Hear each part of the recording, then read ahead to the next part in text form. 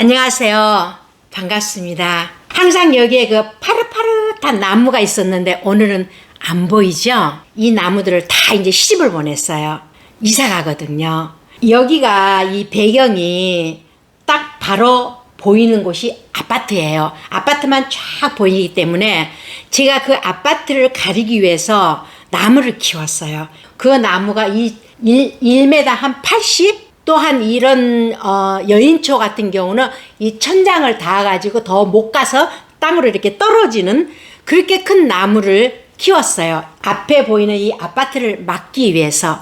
그런데요, 제가 이사를 가는데 어디로 이사를 가느냐면은 바다가 쫙 이렇게 멋있게 바다가 보이는 데로 이사를 가요. 이 집에서 촬영은 오늘이 그래서 마지막이에요. 그러면 다음 주 화요일 날 영상은 아마 새 집에서 촬영에 들어갈 겁니다. 저는 형제간이 언니하고 저하고 단 둘이라 그랬잖아요. 그런데 저희 아버지가 저희 언니한테는 빌어준 축복이 하나도 없었어요. 대부분 보면은 옛날 부모님들이 이 자녀와 부모 관계가 이렇게 요즘처럼 이렇게 따뜻하게 막 그냥 허그를 한다든가 이런 게 없던 시절이잖아요. 그러니까 저희 언니는 첫 딸이고 큰애기 때문에 아버지가 그냥 어리버리하게 키우신 것 같아요. 이렇게 뭣도 모르고. 4년 터울 후에 제가 태어나니까 그때 이제 아버지가 저를 너무 사랑하셔가지고 제가 기억나는 거는 저희 엄마가 나에게 해준 거는 저는 기억이 하나도 안 나요. 모든 것 다 아버지가 뭐 손톱 발톱 다 깎아주는 것도 아버지가. 그때 시절에는 그 목욕탕이라는 게 없었잖아요. 이렇게 시골 같은 데는. 저는 경기도 출신이었는데 그러니까 아버지가 그러니까 이 큰 다라이에다가 물을 데워가지고 목욕시켜 준 것도 아버지였고 그리고 이제 그 아버지의 제일 깊은 사랑 중에서 하나는 뭐냐면 이 800개로 아버지가 800개를 저를 12살 먹을 때까지 800개에서 저를 재우셨어요. 그리고 그냥 재우신 게 아니고 등을 대부분 보면 등 긁을 때 이렇게 긁잖아요. 근데 아버지는 그렇게 안 긁고 이렇게 딱 찍어가지고 또글또글톡 툭 또글또글톡 툭 내가 잠들 때까지 그렇게 해주셨어요. 그렇게 아버지는 나를 사랑하셨지만 저는 아버지가 돌아가시고 난 후에 내가 예수를 믿고 난 후에서 깨달았어요. 제가 이렇게 믿음이 흔들림이 없는 믿음이 어디서 나왔느냐 하면은 그러니까 27년 동안에는 예수가 없는 세상을 살았고 그 이후에 예수가 계시는 세상을 살았는데 이게 딱 비교가 되는 거예요. 철저히. 그런데 이 세상에 살았던 모든 게 성경에 다 나와 있더라고요. 저는 거기에 너무 놀라웠어요. 그 중에서 특히 말에 관한 성경 말씀이 너무 많은데 대표적으로 여기 보면은 잠언 18장 20절에 보면은 사람은 입에서 나오는 열매로 말미암아 배가 불러진대요. 배부르게 산대요. 예수를 안 믿는 세상에 살면서도 어른들이 뭐라고 말씀을 하냐면은 말이 씨가 된다 그래요. 말이 씨가 된다. 씨라는 것은 생명이거든요. 생명이기 때문에 자라난다는 얘기예요. 우리가 말로 복과 낙을 누린다 그러거든요. 그래서 보면은 저희 아버지가 평생 나를 위해서 빌어준 복. 너는 사주팔자가 잘 태어나서 그때 우리 아버지는 예수 안 믿었을 때잖아요. 잘 살 것이다. 사하라 사막에 던져놔도 잘 살 것이다. 그리고 또 한 가지 너는 고기 반찬을 좋아하니까 섬으로 시집을 가라고 그랬어요. 그때 그 시절에는 섬이 바닷가고 또 바닷가면은 생선이 많이 올라오기 때문에 그 고기가 흔한 지역이 이 산중보다는 섬 쪽이었어요. 그렇기 때문에 섬으로 너는 시집을 가서 육선이 끄덕끄덕 채워놓고 잘 먹고 잘 살아라. 이렇게 두 가지를 평생을 빌어주었습니다. 그런데 전 스페인에 갔을 때 그게 섬이었어요. 섬에서 33년을 살다 왔어요. 그리고 부산에 와가지고 영도에서 잠깐 살았거든요. 근데 영도도 섬이에요. 그 브릿지가 나아졌기 때문에 지금 섬이 안 됐지만 오리지널은 섬인데 지금 내가 여기 살고 있는 것은 명지 쪽인데 여기도 섬이었대요.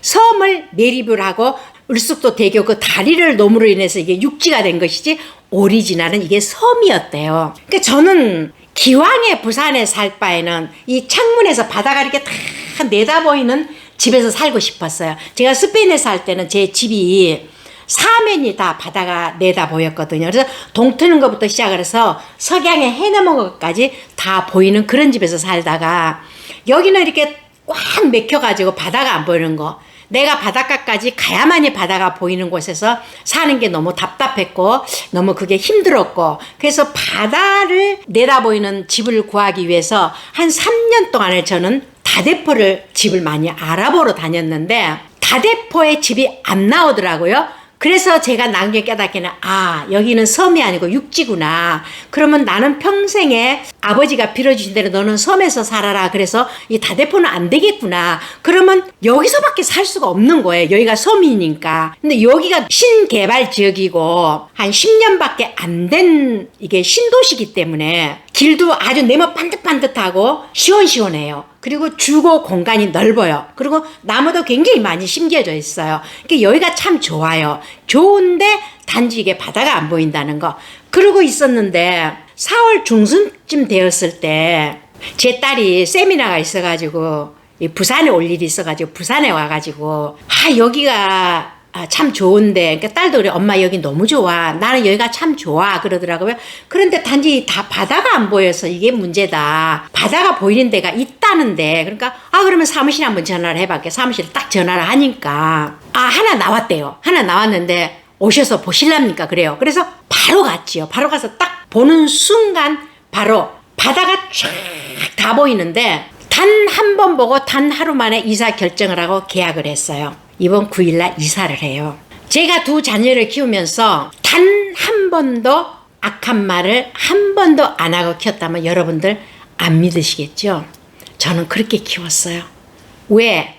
예수를 믿지 않는 부모도 이 말을 그렇게 곱게 하고 축복을 빌어줬는데 그대로 내 인생이 됐는데 하물며 하나님을 믿는 자녀가 자녀들한테 화가 난다고 속이 상한다고 나쁜 말 악한 말 욕을 해가지고 그 씨가 어디로 가서 베끼겠어요. 그 자녀의 인생에 가서 베끼기 때문에 저는 한마디도 안 하고 너무 화가 나가지고 아이들한테 으악 할 만한 그 순간에는 여기서 딱 스톱을 했어요. 그리고 꿀꺽 삼켰어요.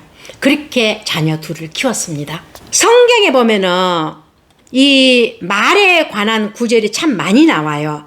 대표적으로 제가 꼽은 데가 잠언 18장 20절 말씀.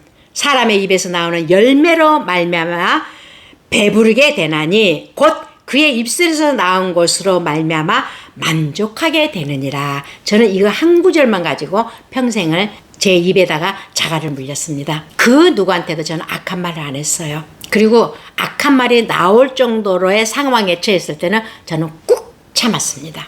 제가 스페인에 와서 제가 예수를 믿었기 때문에 그때만 해도 저희 가족이 예수를 안 믿었어요. 저희 아버지를 내가 구원을 해야 되는데 구원을 시켜야 되는데 방법이 없잖아요. 너무 거리가 머니까. 그런데 하나님께서 스페인에 온 지 3년 만에 한국을 한 20일 코스로 잠깐 왔다 갈 수 있는 기회를 주시더라고요. 그래서 그때 왔다 가면서 아버지를 전도를 했고 그리고 그게 아버지의 얼굴 본 게 마지막이라는 걸 몰랐죠.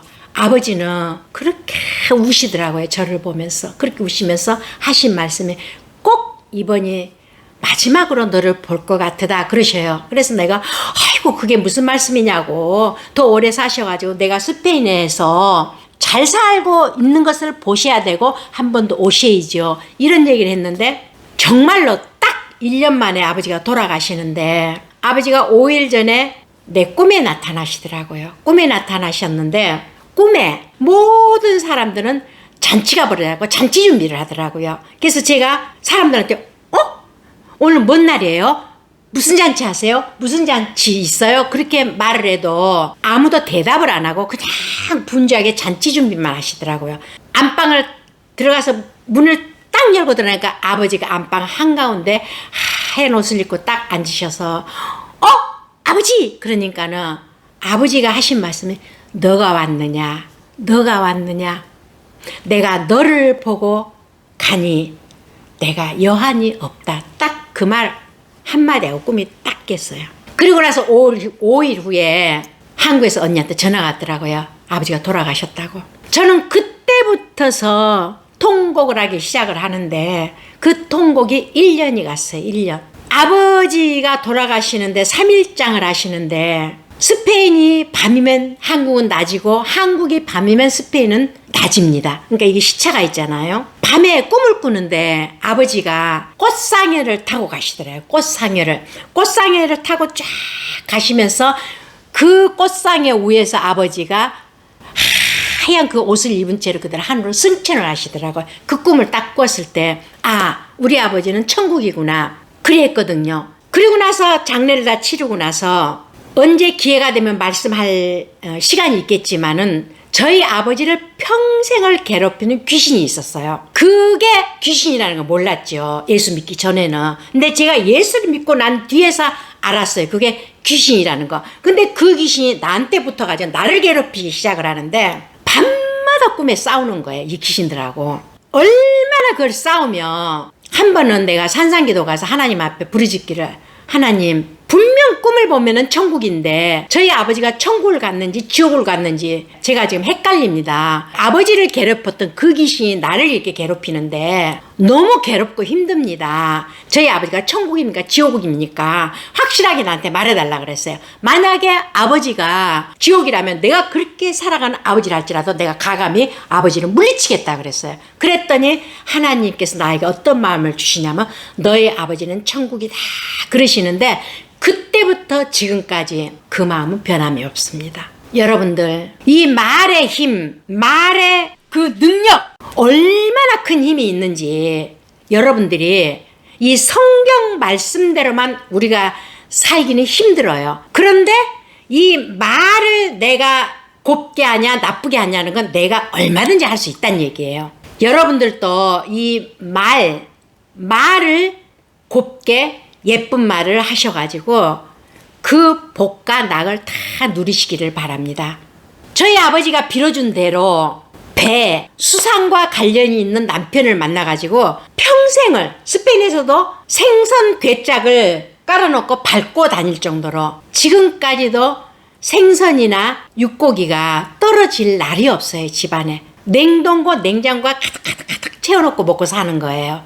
그게 저희 아버지가 빌어줬던 그 복. 예수를 안 믿는 부모가 빌어도 그 복이 그대로 임하는데 하물며 예수 믿는 우리가 성경에 하나님께서 말씀하시는 이게 있는데도 우리가 말을 곱게 안 하고 축복을 빌지 않아가지고 내가 힘들게 산다는 것은 그거는 어쩔 수가 없어요. 그거는 하나님도 도와주기 힘드실 거예요. 우리 모두가 다 고운 말을 해서 다 축복받는 삶이 되시기를 간절히 바랍니다. 감사합니다.